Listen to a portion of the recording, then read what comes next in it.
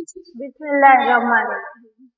आज का अपना मौजू है स्किन केयर, हाइजीन और उसके डिसीजेज, जो हम ब्रॉडली सभी स्किन, नेल्स और हेयर्स को कवर करेंगे।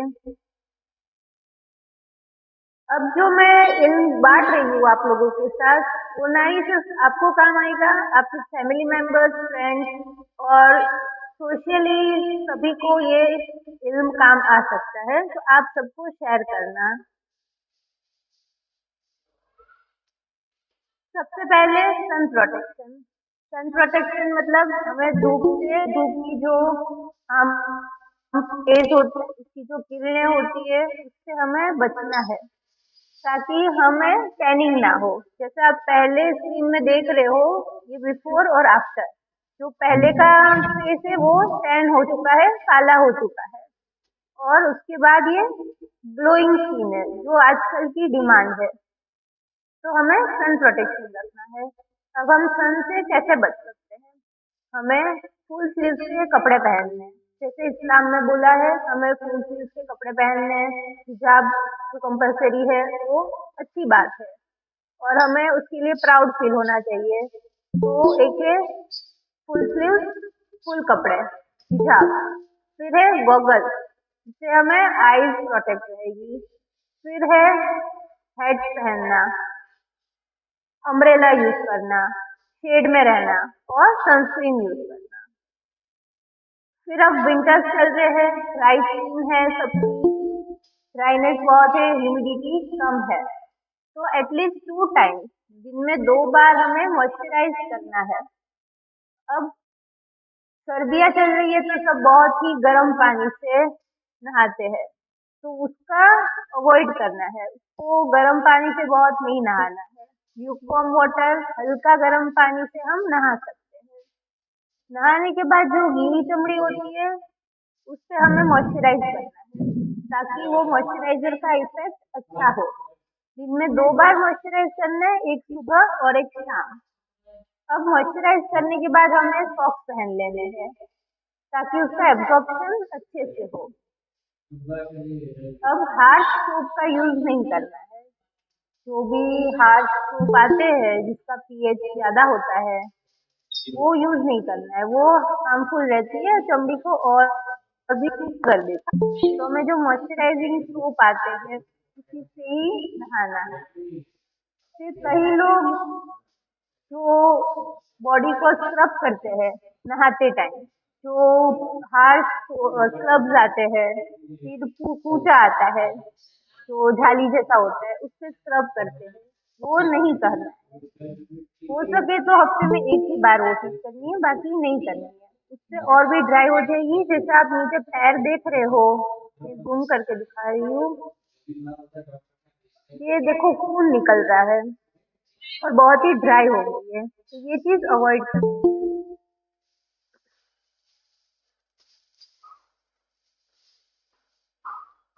फिर एक कॉमन बीमारी हम सब फेस करते हैं, जो भी यंगस्टर्स है, 10 इयर्स के बाद, 20 इयर्स से बहुत ही फ्लेयर होता है, बहुत ही कॉमन चीज है पिंपल।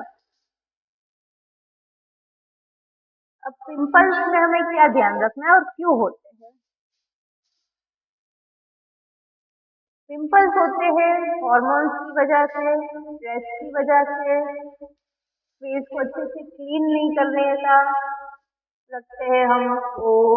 जैसे हार्श फेस वॉश आते हैं, उससे हम फेस वॉश करते हैं, डर्टी नैपकिन, गंदे टॉवेल, वो सब से हम फेस रब करते हैं।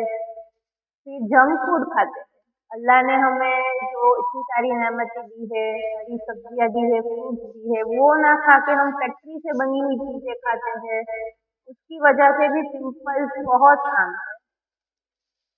फिर है हम पिंपल्स होते हैं तो एक मिसकंसेप्शन है कि हम उसको फोड़ देते हैं।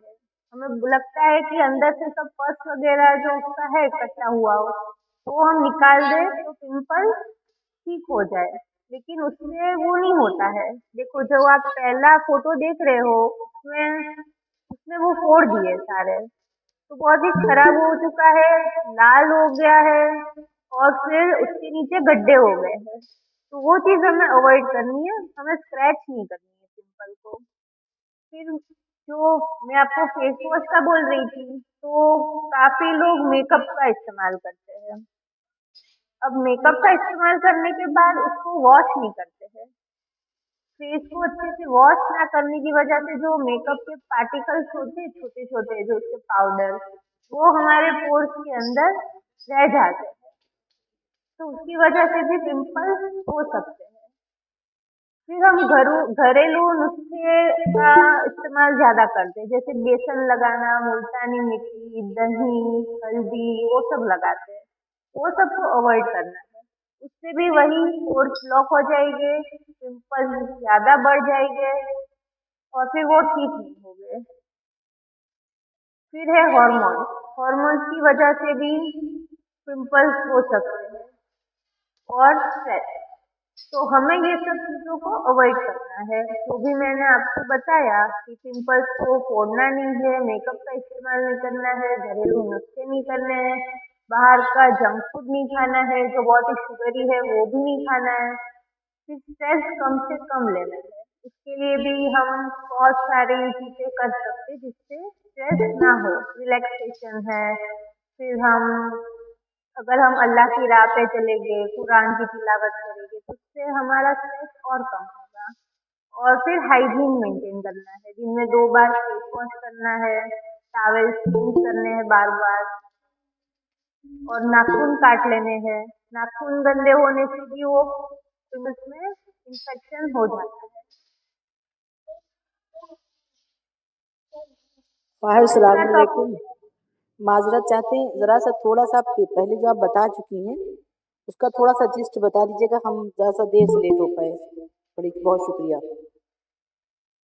जी। वो जो आप बता रही थी कि मुल्तानी मिट्टी नहीं लगाना है, ये सब नहीं लगाना है, थोड़ा सा प्लीज़। शुक्रिया। अच्छा ठीक है। तो मैं ये बता रही थी कि पिंपल्स आजकल की सबसे बड़ी बीमारी हो चुकी है यंगस्टर्स में, जो 10 साल के बाद से 20 साल तक। पिंपल्स बहुत आम है और सबका वो वही प्रॉब्लम है कि पिंपल्स बुझा पाए और पिंपल्स ना हो। तो हमें पिंपल्स में क्या क्या प्रिकॉशंस रखने हैं, हम किस कैसे बच सकते हैं और इतना खराब चेहरा ना हो उससे भी बच सकते हैं। तो उसके लिए हम पहले तो जो पिंपल्स हो रहे हैं उसको फोड़ना नहीं। तो आप जो पहला फोटो देख रहे हो उसमें वो बंदे ने फोड़ दिया है पिंपल, तो उससे चेहरा बहुत ही खराब हो चुका है, लाल हो चुका है और फिर गड्ढे हो गए हैं, जो आप नीचे देख रहे हो गड्ढे हो गए हैं। तो वो चीज़ हमें अवॉइड करनी है, स्क्रैच नहीं करना है। फिर हमें मेकअप का भी इस्तेमाल नहीं करना है। मेकअप अगर हम कर रहे हैं तो उसको अच्छे से वॉश करना है। मेकअप का इस्तेमाल करने के बाद अच्छे से फेस वॉश करना है ताकि उससे जो पार्टिकल्स है वो भी निकल जाए। फिर घरेलू नुस्खे जैसे मुल्तानी मिट्टी, चने का आटा, दही, हल्दी, वो सब हम लगाते हैं ताकि पिंपल्स ठीक हो जाए और ना हो। और ग्लोइंग स्किन के लिए भी हम ये सब चीज करते हैं, लेकिन वो हमें नहीं करना है, उससे पिंपल्स और भी गहरे हो गए और भी बिगड़ेंगे और भी लाल हो गए, क्योंकि वो जो मुल्तानी मिलेरा को चमड़ी ही कर देगी। सूखी करने के बाद वो उसके जो छोटे छोटे पाउडर है उसके पार्टिकल्स है वो पोर्स को ब्लॉक कर देंगे। ब्लॉक हो जाएंगे पोर्स, उसके बाद वो पिंपल और बढ़ेंगे और उसमें इन्फेक्शन होगा। वो हमें अवॉइड करना है। फिर जो खाना है अपना, जैसे अल्लाह ने हमें नेमत दी है, हरी सब्जियां दी है, फल दिए हैं, तो वो सब ज्यादा से ज्यादा खाना है और फैक्ट्री में बनी हुई चीजों को हमें अवॉइड करना है, कम से कम खाना है। जो शुगरी फूड है उससे भी पिंपल्स बढ़ सकते हैं।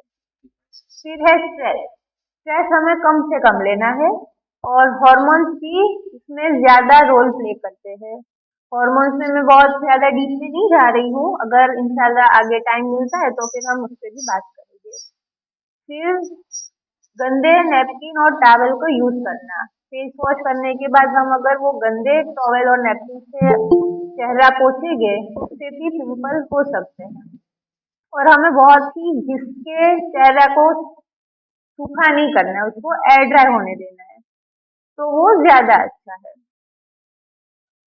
अब हम बात कर रहे हैं हेयर फॉल की। अब कई लोग नॉर्मल हेयर फॉल को भी हेयर फॉल का इश्यू करके आते हैं।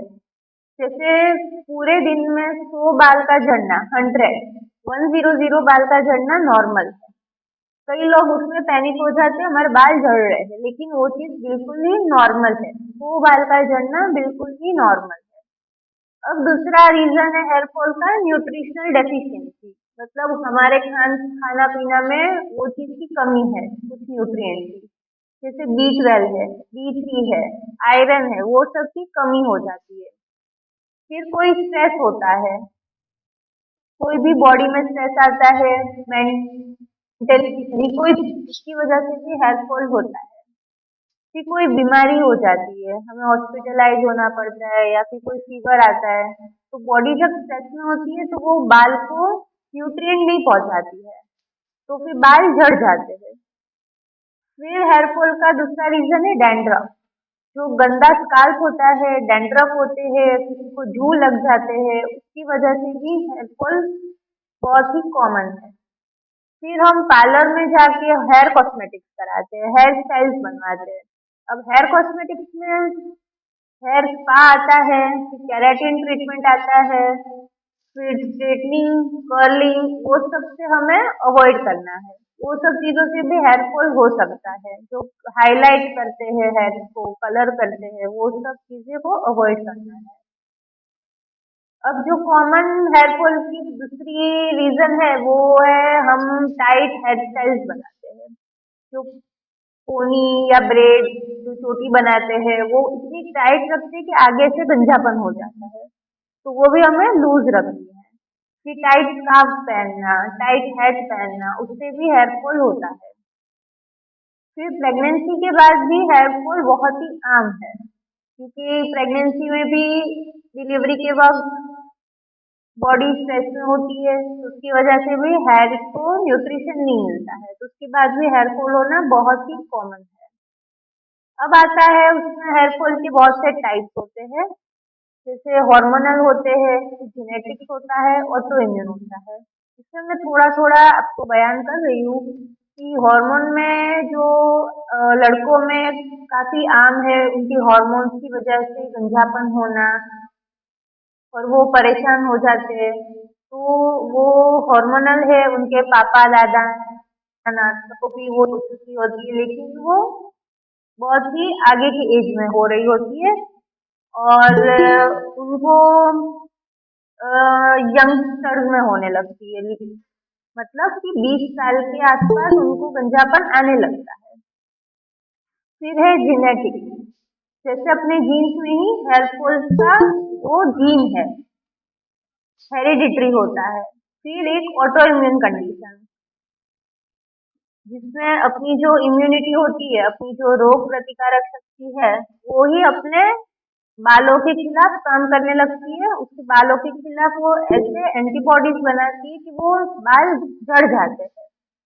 तो ये सब रीजन बात के हैं, लेकिन जो कॉमन हेयर फॉल के रीजन है वो है, एक तो नॉर्मल है, फिर एक स्ट्रेस है, फिर एक न्यूट्रिशनल डेफिशिएंसी मतलब न्यूट्रिएंट की कमी, फिर है डैंड्रफ, फिर हम हेयर स्टाइल्स बनाते हैं, पार्लर में जाके सारा हेयर कॉस्मेटिक्स कराते हैं, सब टाइट हेयर स्टाइल बनाते हैं, टाइट स्कार्फ पहनते हैं, वो सब ज्यादा है हेयर फॉल के लिए।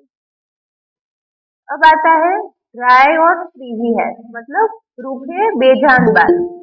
वो किस वजह से होता है? तो हम बहुत ही हार्श केमिकल वाला शैम्पू यूज कर रहे हैं, फिर हम हेयर स्टाइलिंग और कॉस्मेटिक करा रहे हैं। जैसे मैंने आपको बोला, हम पार्लर जाके हेयर स्टाइल करवाते हैं, स्ट्रेटनिंग, फिर कर्लिंग, फिर हम केराटिन ट्रीटमेंट कराते हैं, हाईलाइट, वो सब से भी बहुत ही बाल को डैमेज होता है, इससे ये ड्राई और फ्रीजी हो जाते हैं।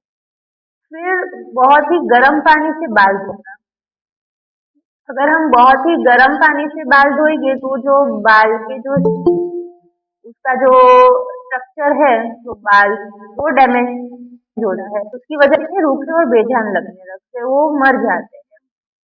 फिर हम ब्लो ड्राई करते हैं, कई लोगों की आदत होती है कि वो नहाने के बाद गीले बाल में ही ब्लो ड्राई करते हैं उसको जल्द से जल्द सुखाने के लिए, तो वो भी हमें अवॉइड करना है। फिर टॉवेल से ही हम उसको बहुत ही घिस घिस कर सुखाते हैं, उससे भी ड्राई हो जाते हैं। फिर हम गीले बाल में ही कंघी करते हैं। अगर गीले बाल में ही कंघी करेंगे और कंघी बहुत ही छोटी होगी, उसके जो दांत है वो बहुत ही पास पास में होंगे, तो उससे भी जो हेयर है उसको डैमेज होगा और वो ड्राई हो जाएंगे। फिर वो उसमें से स्ट्रैंड निकलेंगे जो दो मुंह के बाल बोलते हैं, वो भी इसी से ही होता है। तो हमें क्या करना है कि एयर ड्राई होने देना है बाल को, जो हल्के गीले हो उसमें बड़े दांतों वालों, जो बड़े दांत वाले कंघी आते हैं उससे हमें कंघी करनी है। फिर है हम कंडीशनर का इस्तेमाल नहीं करते हैं। अगर हम शैम्पू कर रहे हैं उसके बाद कंडीशनर यूज करना ही है ताकि बालों को मॉइस्चराइजर मिले। जैसे हम बॉडी को मॉइस्चराइज करते हैं वैसे बालों का भी मॉइस्चराइजिंग बहुत ही जरूरी है। तो ये सब चीजों से हमारे बाल ड्राई और फ्रिजी होते हैं। तो अगर हम ये सब चीजों को अवॉइड करेंगे तो हमारे बाल अच्छे रहेंगे। फिर सबका ये कॉमन प्रॉब्लम है और विंटर्स में खास डैंड्रफ। अब डैंड्रफ क्यों हो रहा है? एक रीजन ये है कि हम विंटर्स में हेयर वॉश करना बहुत ही अवॉइड करते हैं। अगर हम गर्मियों में हफ्ते में 2 से 3 बार हेयर वॉश कर रहे हैं तो विंटर्स में सब कम कर देते हैं, हफ्ते में 1 से 2 बार ही करते हैं।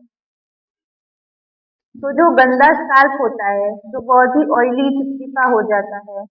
फिर जो डर्ट और पोल्यूशन हमारे स्काल्प में लग जाता है उसकी वजह से भी डैंड्रफ हो जाता है। अगर हम हेड को कवर करने के लिए, बालों को कवर करने के लिए स्कार्फ पहनते हैं तो स्कार्फ बहुत ही गंदे होने की वजह से भी डैंड्रफ होता है। तो हमें क्या करना है, हफ्ते में 2 से 3 बार हेयर वॉश करना है, अच्छे से टॉवल से उसे पोंछना है, अच्छा शैम्पू इस्तेमाल करना है। जैसे मैंने बोला बहुत ही गर्म पानी नहीं लगाना है। अगर गर्म पानी हम यूज करेंगे तो स्काल्प ड्राई हो जाएगा तो उसकी वजह से कैसे डैंड्रफ हो गए, तो वो नहीं करना है। फिर कई लोगों की आदत है कि नहाने के बाद 1 दिन के अंदर हेयर ऑयल करना, बहुत ही ज्यादा हेयर ऑयल लगाना और उसको 2 से 3 दिन तक छोड़ देना, तो वैसे नहीं करना है। हेयर वॉश करने से 2 to 3 आवर्स पहले, 2 से 3 घंटे पहले हमें हेयर ऑयल करना है और उसके बाद धो देना है। तो ये सब चीजें हम करेंगे तो उससे डैंड्रफ होने का चांसेस कम हो जाते हैं। अब है लाइट, मतलब जू, जो छोटे छोटे कीड़े वो लग जाते हैं बालों में, जो हम बहुत ही क्राउडेड जगह पे रहते हैं, एक दूसरे के टॉवेल, नैपकिन, क्लोथ, कपड़े, फिर स्कार्फ वो सब शेयर करते हैं, उसकी वजह से भी एक दूसरे के इंसेक्ट जो जू है वो हमें लग जाते हैं। तो कैसे अवॉइड करना है, हमें कंघी को शेयर नहीं करना है, एक दूसरे के जो पिल्लो है, तकिए है उसको हमें शेयर नहीं करना है, बेड को शेयर नहीं करना है। और अगर किसी को है तो उन्हें हमें गाइड करना है कि वो उसका ट्रीटमेंट ले ताकि दूसरों को ना फैले, क्योंकि अगर जू लग जाती है बालों में तो उससे भी इंफेक्शन होता है। बालों में बहुत ही पेनफुल प्रोसेस होने लगती है, बाल झड़ने लगते हैं और बालों में इंफेक्शन होता है। ये बहुत ही गंदी चीज है, हमें इससे निजात पानी है। हमें हेयर वॉश करना ही है हफ्ते में 2 से 3 बार, और सब हाइजीनिक प्रैक्टिसेस करनी है। फिर है फॉलिकुलाइटिस, मतलब बाल की जो जड़ है उसमें इंफेक्शन लग जाना। ये बहुत ही कॉमन बीमारी है सबकी, जिसको भी अगर कर्ली हेयर है तो उसके लिए ये बहुत ही सीरियस माना जाता है, क्योंकि जो कर्ली हेयर्स होते हैं वो स्किन के अंदर ही ग्रो करने लगते हैं। जैसे आप ये तस्वीर में देख रहे हो कि नॉर्मली हेयर अंदर से स्किन से बाहर आ रहा है, लेकिन जो कर्ली हेयर है वो अंदर ही बढ़ रहा है साइज में, उसकी वजह से स्किन के अंदर इन्फेक्शन हो रही है। तो ये आप देख रहे हो पस भरी हुई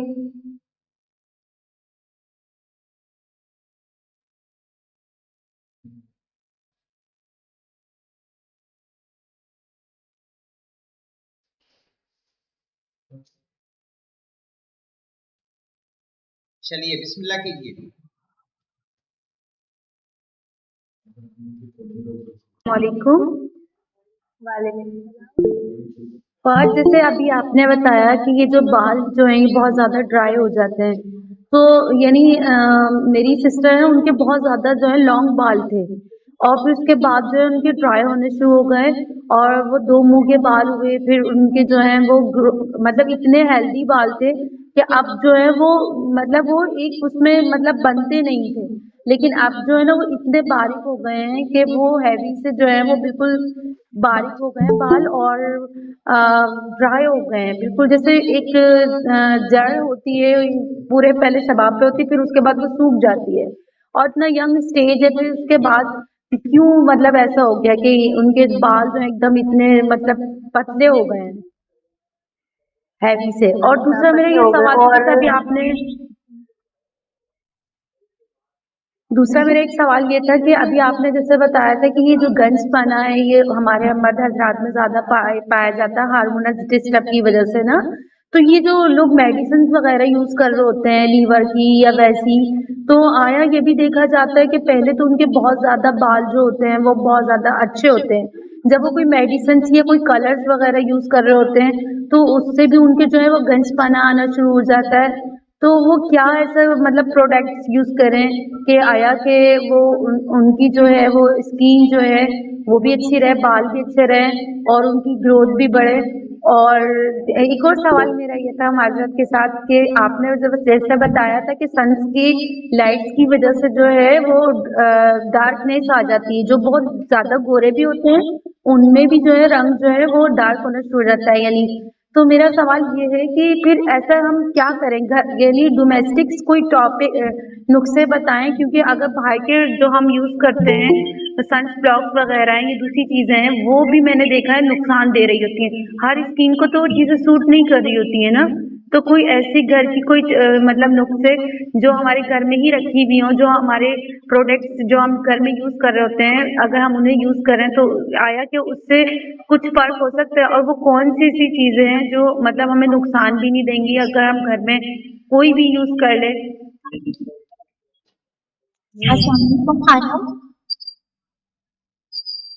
जी जी अब आप सामने आ जाइए, स्लाइड हटाना चाहें तो हटा सकती हैं डॉक्टर साहब। ठीक अस्सलाम है वालेकुम डॉक्टर साहिबा, मुझे एक क्वेश्चन करना है। जी बताइए। अ, मेरा भाई है, ही इज जस्ट 18 नाउ, और उसके जो बाल है ना सर के वो आधे से ज्यादा सर जो है ना वो सफेद हो चुका है। उसके लिए हम बहुत परेशान हैं कि वो क्यों ऐसा हो गया, यानी अभी वो सिर्फ 18 साल का है, उसके सारे बाल सफेद हो गए। सेम यही प्रॉब्लम मेरे साथ है, लेकिन मेरे इतने ज्यादा नहीं है, मेरे सामने से थोड़े से बाल सफेद हो रहे हैं और मेरे जो है ना डैंड्रफ बहुत ज्यादा हो रहा है। मैं जबकि ऑयलिंग भी करती हूँ, मैंने एलोवेरा भी स्टार्ट किया था लेकिन मुझे इफेक्ट नहीं हुआ उससे। जी तो वो सब मैं स्लाइड्स आगे बताने वाली थी जो अर्ली वाइट हेड्स हो रहे प्रीमेच्योर ग्रेइंग जिसको बोलते हैं वो सब भी आगे था लेकिन अभी मैं आपको आपने जो बोला है उसका मैं आंसर दे रही हूँ। जो अर्ली ग्रेइंग होता है उसका रीजन है मेन कि B12 और D3 की डेफिशिएंसी। अगर हम B12 की कमी होती है हमें और D3 की कमी होती है तो उससे हेयर फॉल तो हो ही रहा है लेकिन ग्रेइंग ऑफ हेयर भी होता है। एक तो रीजन वो है। फिर ज्यादा पॉल्यूशन और केमिकल्स का यूज करना। अगर जो मैंने आपको बोला कि हार्ड शैम्पू यूज कर रहे हैं हम उसकी वजह से भी ग्रेइंग हो रहा है और ड्राई भी हो रहे हैं। फिर हम कंडीशनर का इस्तेमाल नहीं करते हैं। बहुत ज्यादा कंडीशनर का इस्तेमाल करने से भी ग्रे हो रहा है और कम कंडीशनर यूज करने की वजह से भी ड्राई होकर वो झड़ रहे हैं। तो हमें कंडीशनर और शैम्पू कैसे यूज करने हैं। जो मार्केट में हार्ड केमिकल्स वाले हैं वो तो बिल्कुल भी यूज नहीं करते, जो मेडिकेटेड आते हैं जो फार्मेसी बनाती है उसको हमें यूज करना है जो अपने स्काल्प के पीएच के साथ वो मैच कर रही होती है। अस्सलाम वालेकुम।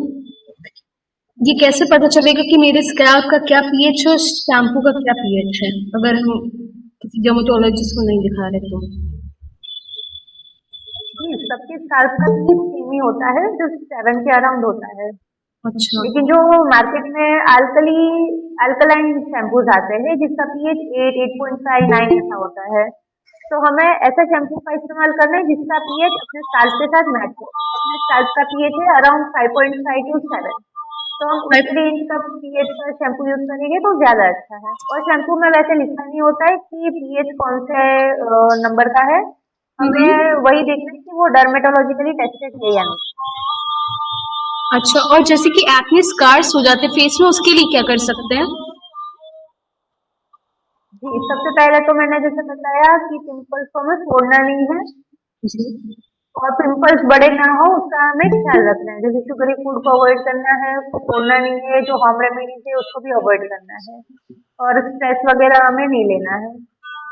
अब अगर ये बड़े हो गए हैं, हमने छोड़ दिए हैं, हमें नहीं मालूम था इसलिए हमने ये सब चीजें कर ली है, तो उसके लिए बहुत सारे प्रोसीजर्स आते हैं तो कॉस्मेटोलॉजी में आता है। जैसे लेजर्स आते हैं, फिर डर्मा रोलर आता है, डर्मा पेन, माइक्रो नीडलिंग, वो सारे प्रोसीजर्स आते हैं। अब एक आम गलती पब्लिक ये कर रही है कि जो डर्मा रोलर अमेज़न वगैरह में मिल रहे हैं, वो अपने आप ही इस्तेमाल कर रहे हैं और स्कार्स को हटाने की कोशिश करते हैं। लेकिन ये बहुत ही गलत बात है, क्योंकि अगर हम डर्मा रोलर से हम खुद ही करेंगे वो चीज़, इन्फेक्शन के चांसेस ज़्यादा हो जाते हैं, ब्लीडिंग के चांसेस बहुत ही हो जाते हैं, और कई कॉन्ट्राइंडिकेशंस होते हैं वो सब चीज़ों को, तो वो पब्लिक को नहीं पता होता है, डर्मेटोलॉजिस्ट को ही पता होता है। तो अगर आप उनके पास ही कराओ तो ज़्यादा अच्छा है। और पील्स वगैरह भी आते हैं जिससे जो दाग है, लाल हो गए हैं दाग या फिर काले हो निशान छोड़ गए हैं, वो सब भी उससे कम होगा। तो बहुत सारे मल्टीपल ऑप्शन है उसके लिए, तो आपके लिए आपकी स्किन के अकॉर्डिंग जो बेस्ट रहता है वही कॉम्बिनेशन यूज होता है। जज़ाकल्लाह। और अगर हेयर फॉल किसी के बहुत ज्यादा है तो उसके लिए क्या कर सकते हैं? जी, तो हेयर मैंने फॉल और हेयर हेयर फॉल के थिनिंग बहुत दोनों। सारे हेयर थिनिंग भी। हेयर फॉल और हेयर थिनिंग जो मतलब पतले हो जाते हैं। जी, तो हेयर फॉल और हेयर थिनिंग का मैंने जैसे आपको हेयर फॉल के रीजंस बताए, जैसे न्यूट्रिएंट डेफिशिएंसी, उसकी वजह से ही मेन तो जैसे बायोटीन की डेफिशिएंसी होती है, जो स्काल्प का मेन प्रोटीन है बायोटीन, वही डेफिशिएंट होता है। फिर B12, D3, फेरेटिन, तो आयरन की कमी होती है, B12, D3, वो सब की कमी की वजह से ही हेयर की डेंसिटी कम हो जाती है। अब हार्मोनल्स भी आते हैं, जैसे आगे किसी का एक क्वेश्चन था कि जो मर्दों में ज्यादा पाया जाता है जो हार्मोन्स की वजह से हो रहा है, वैसे ही फीमेल्स में भी, लड़कियों में भी वही पाया जाता है कि हार्मोन्स की वजह से जो मर्दों के हार्मोन्स है वही फीमेल्स में भी होते हैं, तो वो फीमेल्स में भी वो हार्मोन्स की वजह से हेयर फॉल हो रहा होता है, हेयर थिनिंग हो रहा होता है, जो उसकी डेंसिटी होती है, जो घने बाल होते हैं वो हमें कम नजर आते हैं। और हेयर फॉल की और भी कई सारी रीजंस होते हैं, जैसे मैंने बोला स्ट्रेस, अगर अपनी बॉडी स्ट्रेस में रही होती है, कोई मेजर इलनेस हो गई है जैसे टाइफाइड, डेंगू, मलेरिया, चिकनगुनिया, वो सब हुआ होता है, बेसिक अगर फीवर, डायरिया हो गया होता है, उसकी वजह से भी हेयर फॉल हो रहा होता है। हेयर अपना बॉडी का एक बेजान हिस्सा है, जिसको अगर न्यूट्रिशन ना मिले तो वो चल सकता है, लेकिन अगर हमारी बॉडी स्ट्रेस में है, बीमार होती है, तो उसको ज्यादा न्यूट्रिएंट पहुंचाना जरूरी होता है, तो बालों को वो न्यूट्रिशन नहीं मिलता है, तो उसकी वजह से बाल झड़ जाते हैं। जब प्रेगनेंसी होती है उसके बाद भी बाल झड़ना बहुत ही कॉमन है।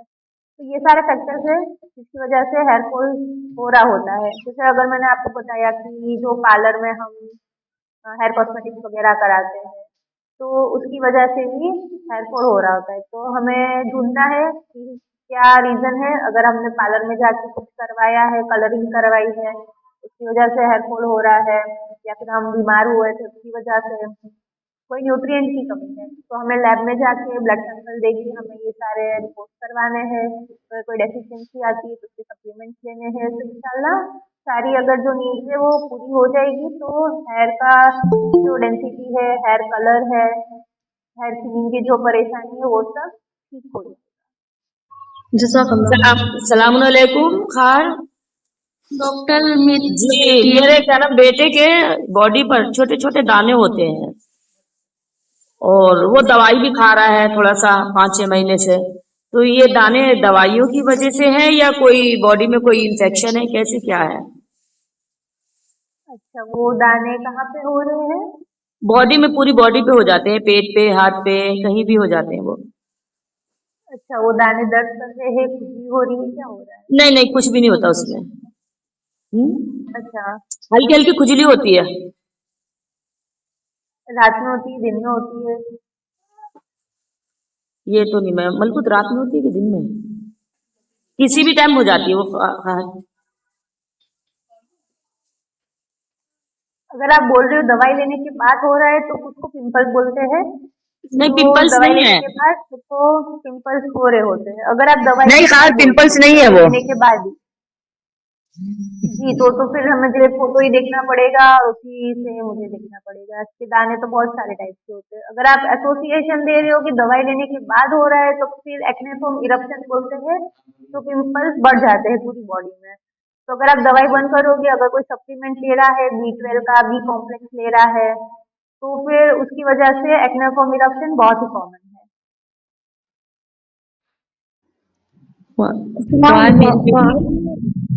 बाल जो ड्राई हो जाते हैं बहुत ज्यादा, उसके लिए थोड़ा सा बताइएगा कि क्या किया जाए। कि आया कि बाल जो बहुत ज्यादा ड्राई हो जाते हैं तो उस वजह से भी क्या बाल झड़ते हैं? जी, इससे भी बाल झड़ते हैं।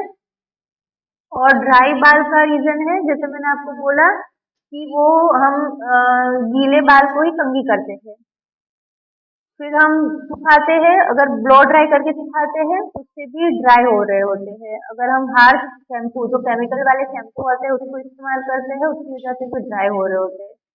किसी की आदत होती है कि वो टॉवेल से ही बहुत ही पोंछते हैं और झटकते हैं बालों को, तो उसकी वजह से जो हेयर शाफ्ट होती है वो डैमेज हो जाती है। जो हेयर की बॉडी है उसको ही हम नुकसान दे रहे होते हैं, तो उससे भी ड्राई हो जाते हैं, फिर दो मुट्ठी के बाल हो जाते हैं। वो सब चीजें हमें अवॉइड करनी है।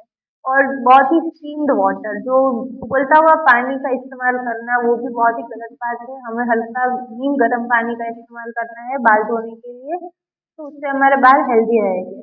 और ऑयलिंग करना बहुत ही जरूरी है, लेकिन ऑयल को रखना नहीं है।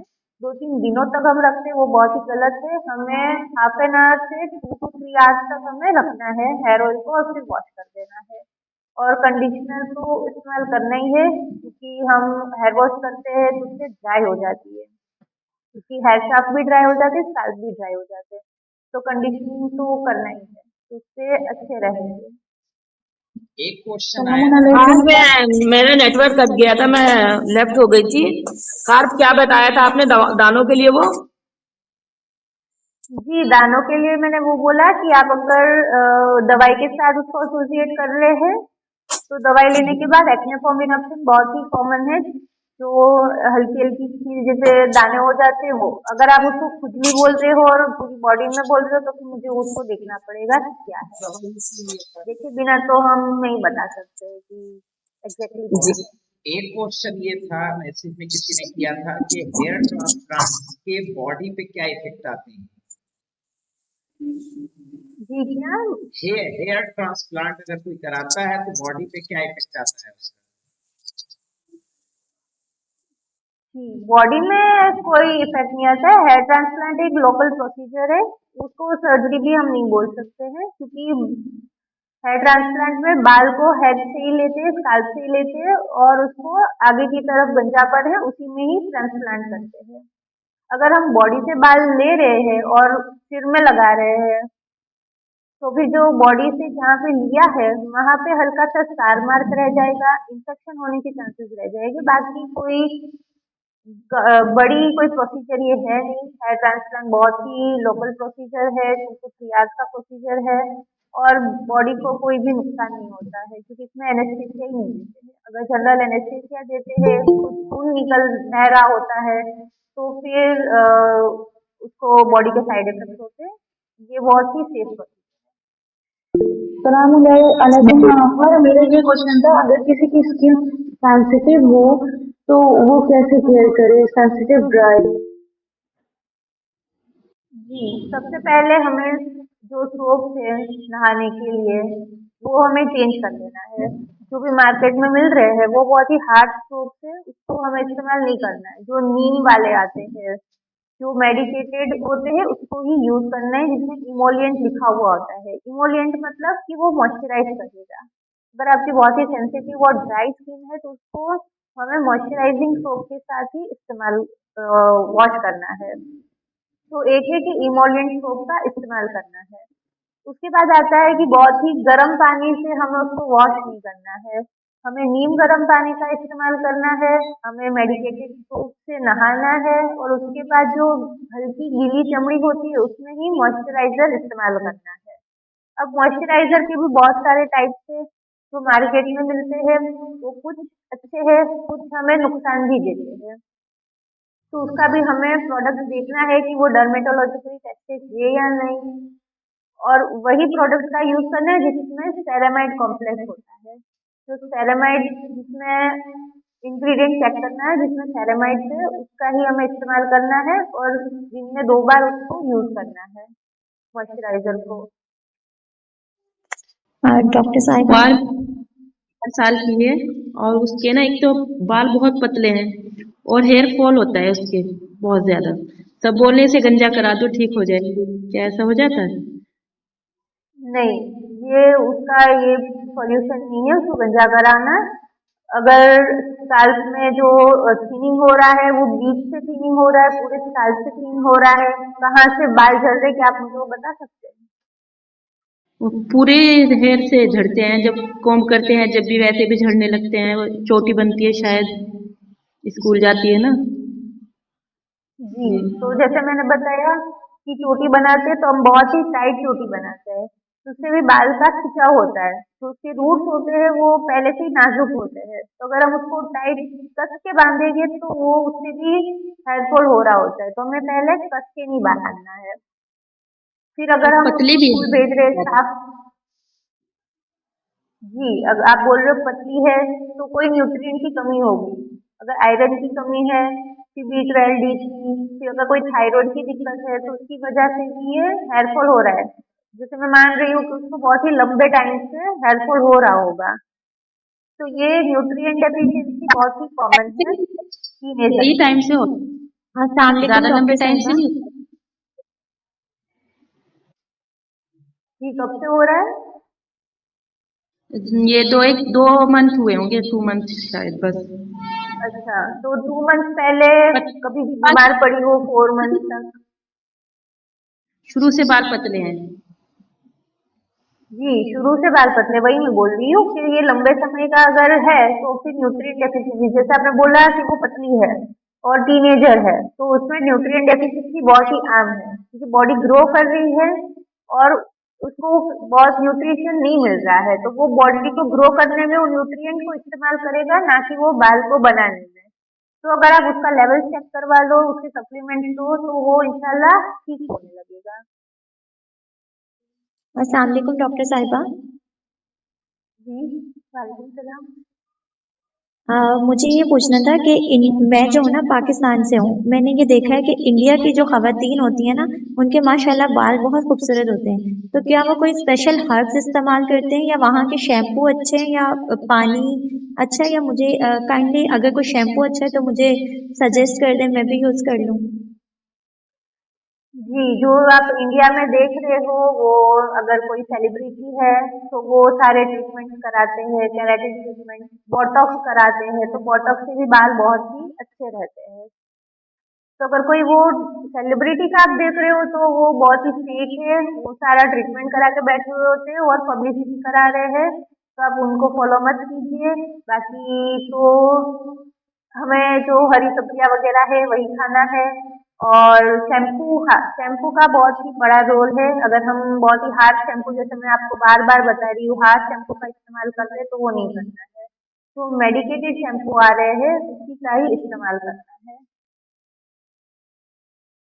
ओके, ओके, जज़ाकल्लाह।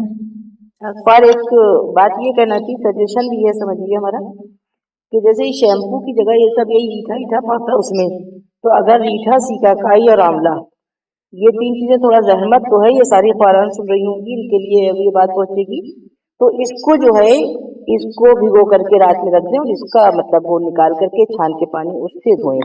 बस रीठा थोड़ा कम रखें, क्योंकि ये रीठा ज्यादा हो जाता है तो बाल का सफेद होने का उसमें चांसेस रहते हैं। ये हमने अपने बड़े बूढ़ों से सुना है और हमारे यहाँ इस्तेमाल भी होता था। हम लोगों ने खली से भी धोया है, बेसन से भी धोया है। शैम्पू तो ये अब मजबूरी के तहत जल्दी टाइम कम है तो जल्दी से कम, तो बाल काफी हद तक गिर गए। लेकिन ये सीका काई और रीठा और आंवला, इसका इस्तेमाल जो है ये काफी बालों को मजबूत करता है, रूसी भी नहीं होती है, मतलब डैंड्रफ भी नहीं होता है और बाल मजबूत भी होते हैं। ये एक इसका सोल्यूशन है बालों के गिरने का। ये हमारी तरफ से आप सबके लिए तोहफा समझिए। खुदा हाफिज फी अमानिल्लाह। अस्सलाम वालेकुम ख्वार। वालेकुम सलाम। मेरा क्वेश्चन है कि अगर किसी की टैनिंग हो गई है स्किन में बहुत ज़्यादा, तो उसको कैसे सही करते हैं? जी, टैनिंग के लिए हमें सबसे पहले सन को अवॉइड करना है।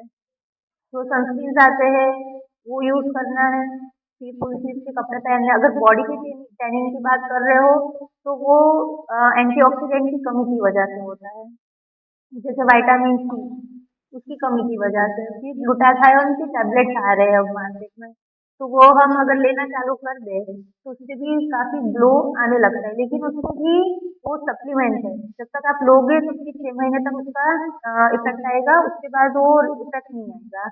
वो फिर से दोबारा टैनिंग की प्रोसेस में चालू हो ही जाएगा, क्योंकि अपनी बॉडी का जो स्किन टाइप है वो स्किन टाइप 3 to 5 है। हम बहुत व्हाइट में भी नहीं आते, हम बहुत ब्लैक में भी नहीं आते। हमारा जो इंडिया पाकिस्तान का कलर है वो 3 to 5 में आता है। जो स्किन कलर के जो टाइप्स होते हैं उसमें 3 to 5 में आता है, तो वो आसानी से टैन होने लगता है। अगर हमें कपड़े के अंदर भी अगर जो सन की रेज आ ही रही होती है, तो जैसे हम व्हाइट कलर के कपड़े पहनते हैं, रेड कलर के, तो वो कुछ वेवलेंथ को ही वो रिफ्लेक्ट करेगा, बाकी सब स्किन में लगेगी ही। तो अगर वो स्किन में जो सन की रेज आ रही है तो उसकी वजह से टैनिंग हो रहा है, तो टैनिंग से कैसे बचेंगे? हम एंटीऑक्सीडेंट का यूज करेंगे, हम सनस्क्रीन लगाएंगे, हम मॉइस्चराइजर लगाएंगे। किसी ने बोला कि सनस्क्रीन का अल्टरनेटिव क्या है, तो वैसे कोई सनस्क्रीन का घरेलू अल्टरनेटिव नहीं है, हमें सनस्क्रीन यूज करना ही है।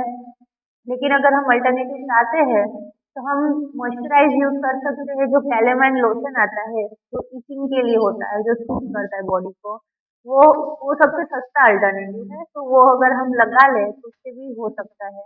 बाहर जाने टाइम हम अम्ब्रेला का यूज करें, तो और ब्लैक कपड़े पहनना, ब्लैक कपड़े पहनते हैं तो उससे भी जो रेज है वो सारी रिफ्लेक्ट हो जाती है, हमारी स्किन को नहीं लगती है, तो उससे हम टैनिंग से बच सकते हैं। अब जो टैनिंग हो गया है तो उसका इलाज क्या है?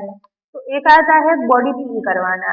तो बॉडी पील में ऐसा होता है कि जो ऊपर की जो टैन स्किन है वो पील हो जाएगी और अंदर से नई स्किन, ग्लोइंग स्किन आएगी। तो उससे कोलेजन भी बूस्ट होगा, हेल्दी स्किन आएगी और एजिंग के चांसेस भी बहुत कम हो जाते हैं। तो एक बॉडी पील आता है, दूसरा ग्लूटाथायोन के इंजेक्शन भी आते हैं, ग्लूटाथायोन की टैबलेट भी आती है, विटामिन सी टैबलेट, और बाकी हाइड्रेटेड रहना है। और जो भी अल्लाह ने हमें नेमतें दी है, तो ग्रीन लीफी वेजिटेबल्स है, फ्रूट्स है, वो सब का इस्तेमाल ज़्यादा करना है और फैक्ट्री की बनी हुई चीज़ें नहीं। जी शुक्रिया ख्वार। सलाम अलैकुम। वालेकुम सलाम। मेरा एक ये सवाल है कि मेथी जो है, मेथी से मैंने बहुत बार सुना है कि मेथी का जो दाना होता है उसको रात को भिगो के सुबह में धोकर उसको, बल्कि मैंने यहाँ अपने ससुराल में कुछ लेडीज को उसका इस्तेमाल करते हुए भी देखा है। तो क्या उससे कोई फायदा है या उसका कुछ नुकसान भी हो सकता है? क्योंकि अभी मेरी छोटी बहन जो है स्टार्ट करना चाह रही है उसको, इसलिए पूछ रही हूँ। जी, मेथी के बहुत सारे बेनिफिट्स है। वो एक आयुर्वेदिक ट्रीटमेंट में भी आता है कि जो मेथी है वो हमें ब्लड को प्यूरिफाई करती है। उसमें भी एंटीऑक्सीडेंट्स तो होते ही है, लेकिन वो ब्लड को प्यूरिफाई करती है। तो अगर हमारा ब्लड प्यूरिफाइड रहेगा तो नेचुरली स्किन ग्लो करेगी और जो बैड कोलेस्ट्रॉल है उसको हटा के गुड कोलेस्ट्रॉल में कन्वर्ट करेगी। तो गुड कोलेस्ट्रॉल भी हेल्दी स्किन को प्रमोट करता है, तो मेथी खाना ही चाहिए। नहीं, मेथी खाने का नहीं पूछ रही हूँ, सर के बालों के लिए मेथी को रात को भिगो के सुबह में पीस के उसको जो है स्कैल्प में लगाया जाता है और 1 घंटे के बाद नहीं, धो लिया वो जाता नहीं है। करना चाहिए। वो पूछ रही हूँ मैं कि सर बालों की जड़ों में इससे फायदा होगा या नुकसान होगा? जी नहीं, उससे फायदा नहीं होगा, बिल्कुल भी नहीं। अच्छा। और एक और सवाल है, काले कपड़े मैंने हमेशा से हम लोग ये सुनते आ रहे हैं कि काले कपड़े में गर्मी बहुत ज्यादा होती है, फिर आपने अभी बताया कि काला पहन कर जाओगे तो जो सन रेज है वो डिफ्लेक्ट होगी ऐसे करके। जी, इसके जो बारे में सफेद थोड़ा कपड़े हैं वो जो है, जो भी कलर है उसकी वेवलेंथ आती है। जैसे हम लाल कपड़े पहनते हैं, फिर जो नेवी ब्लू पहनते हैं, वो जो स्पेसिफिक वेवलेंथ है उसको एब्जॉर्ब करेगी, बाकी सबको रिफ्लेक्ट करेगी। और जो सफेद और काले हैं वो जो सन की रेज आती है उसको एब्जॉर्ब ना करके रिफ्लेक्ट सारी की सारी कर देगी। तो जो काले कपड़े हैं वो हमें पहनना चाहिए ताकि जो स्किन है उसमें उस तक जो रेज है वो ना पहुंचे।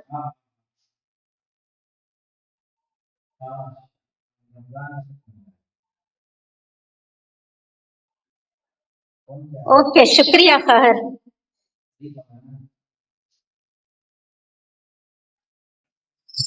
डॉक्टर साहिबा मेरा एक क्वेश्चन है कि ना मेरे जो नेक लाइन है ना वहाँ पर मसे निकल रहे होते हैं, अक्सर खुद ब खुद ही निकलना शुरू हो जाते हैं और फिर खुद ब खुद ही खत्म भी हो जाते हैं।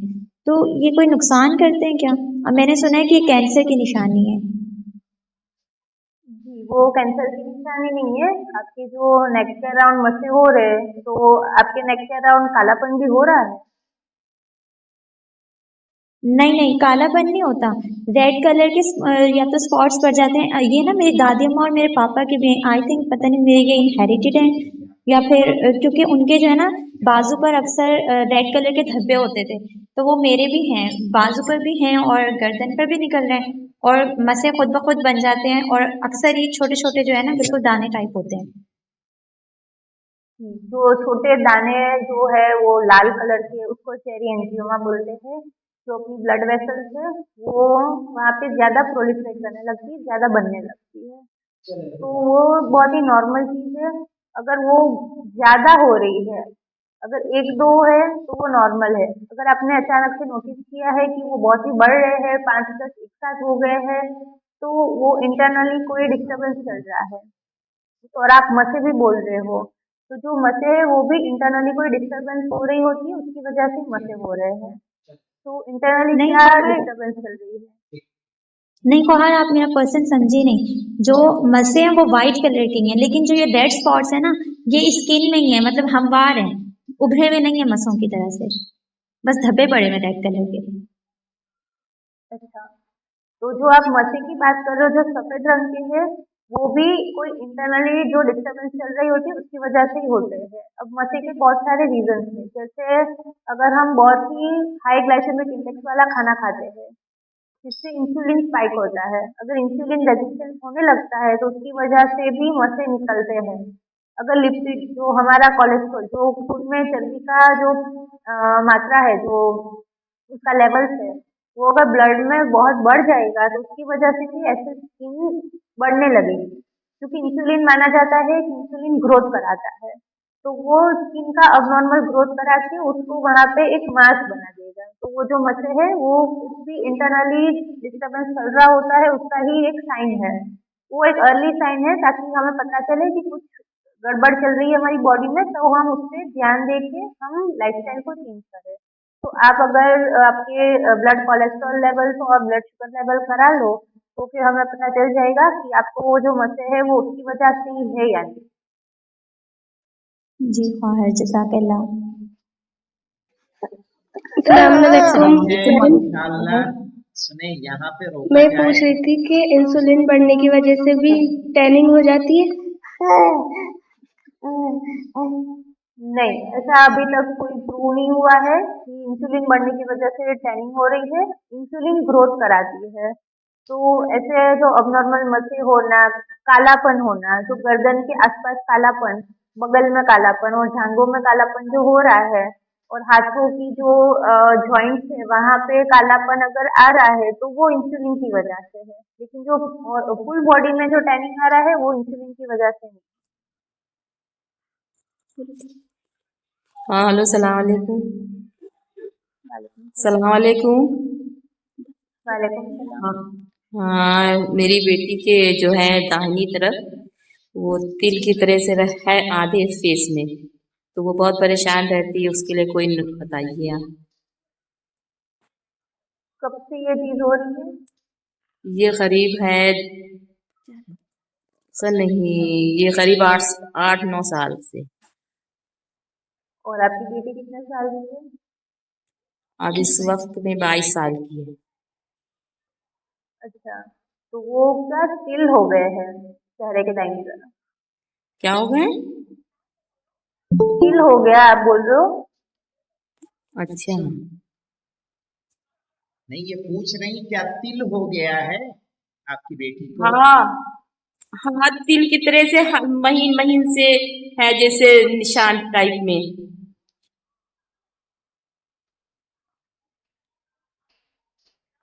वो तो अब मुझे देखना ही पड़ेगा कि आप क्या बोल रहे हो, मुझे समझ नहीं आ रहा है आप क्या बोल रहे हो। हम कह रहे हैं कि वो जो है दाहिनी तरफ जो है आधा पूरा फेस में जो है हल्के हल्के से तिल है, और जैसे लगता है कि थोड़ी सी खरोच टाइप में। ठीक है, ऐसी कह रही सिर्फ होंगी। दाहिनी तरफ? हाँ दाहिनी तरफ।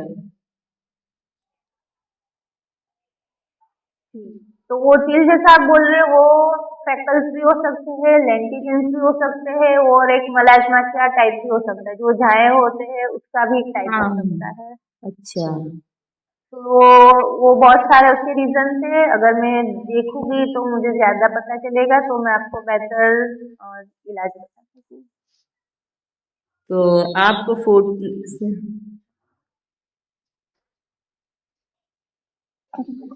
आप झाइयों के लिए कुछ क्रीम या कुछ बता दीजिए हमें।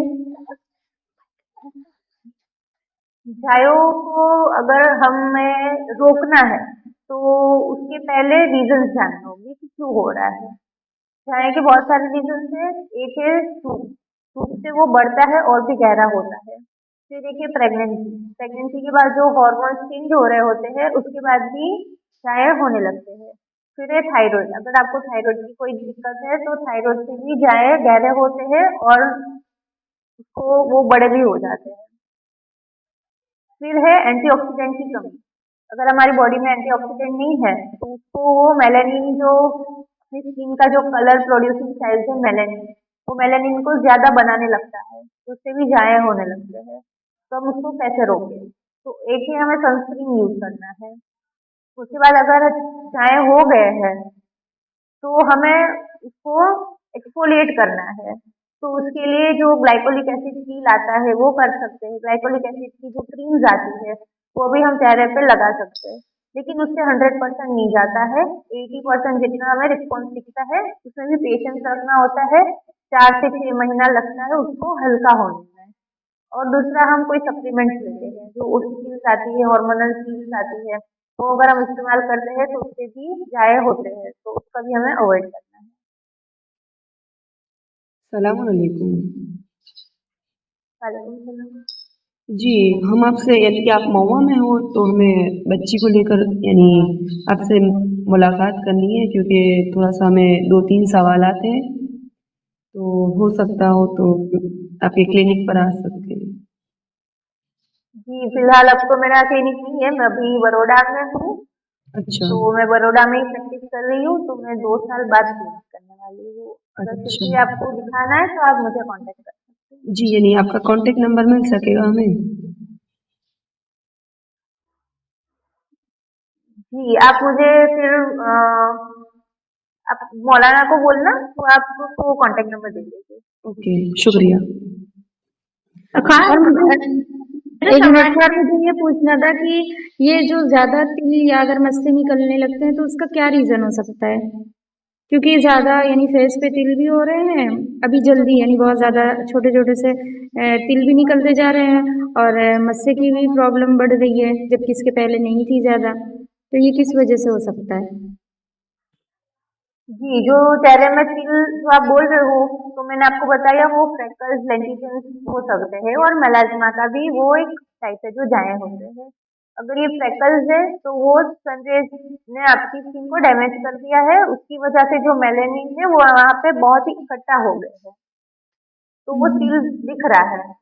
तो अब वो नहीं जाएगा, वो परमानेंट रह गया है। अगर हमें उसको निकालना है तो उसके भी बहुत सारे लेजर्स आते हैं, लेकिन उसका रिस्पॉन्स 70% ही आपको मिलेगा।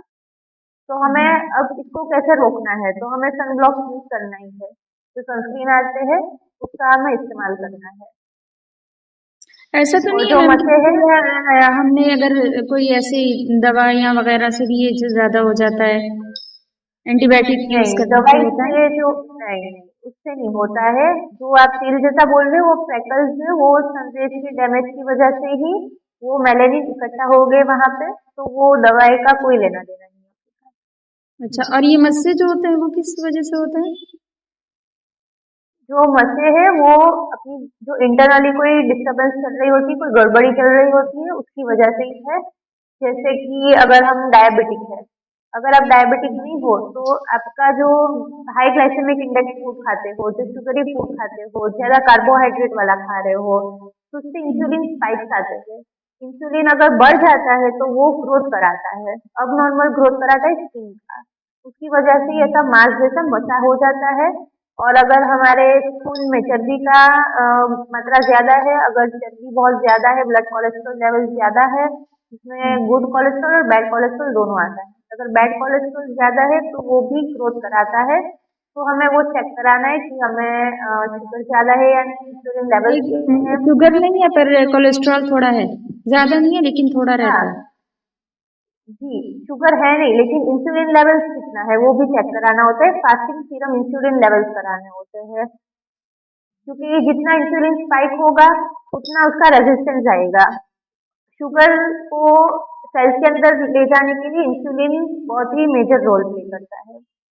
तो हमें ब्लड रिपोर्ट में शुगर तो नहीं आएगा, क्योंकि इंसुलिन मेहनत करके उसको सेल्स तक पहुंचा देता है, खून से सेल्स तक इंसुलिन पहुंचाता है।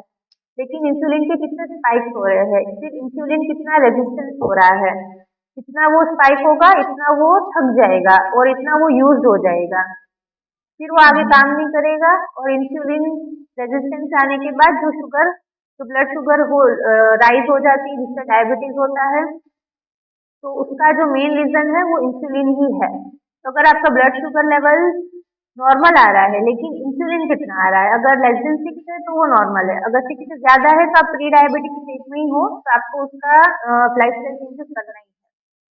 शुक्रिया बहुत बहुत डॉक्टर साहबा। डॉक्टर साहब